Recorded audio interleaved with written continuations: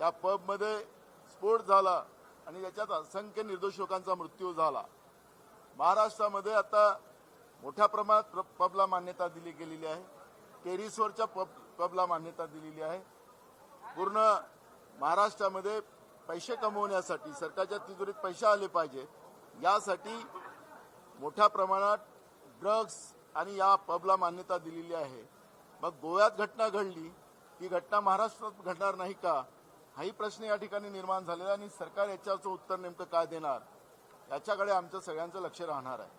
त्यामुळे हे सगळे विषय मोठे आहेत आणि म्हणून एक आठवड्याचं अधिवेशन हे अपुरं पडणार आहे। आणि मगाशी आम्ही विधानसभेत हा मुद्दा उपस्थित केला, अध्यक्षांनी सांगितलं की याच्यावरची वेळ आली तर आम्ही चर्चा करायला तयार आहोत। आमचा आग्रह राहील की हा अधिवेशन कमीत कमी 3 आठवड्याचं तरी या ठिकाणी नागपूरमध्ये व्हावं अशी आमची अपेक्षा।